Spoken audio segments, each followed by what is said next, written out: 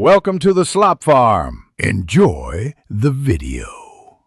Start by prepping all ingredients so cooking is seamless. Trim 500 g pork shoulder and slice into 5 mm strips for uniform cooking. Measure 200 g dried egg noodles and soak in warm water for 10 minutes to loosen. Mince 3 cloves garlic and grate 1 tablespoon ginger to build aromatics. Chop 1 medium onion and 2 spring onions. Reserve white and green parts separately.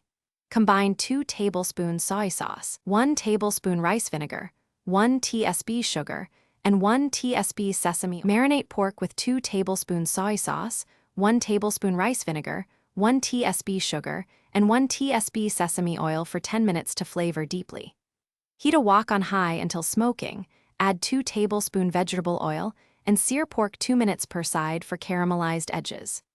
Remove pork and stir-fry the white parts of spring onion, the onion, garlic, and ginger for 1 minute. Deglaze with 120 ml chicken stock and simmer 4 minutes to reduce and concentrate flavor before returning pork to the pan. Drain noodles and toss into wok, stirring 2 minutes to combine with sauce and pork so noodles absorb flavor evenly. Mix 1 tsp cornstarch with 2 tablespoon water and pour into the wok to thicken the sauce for 1 minute.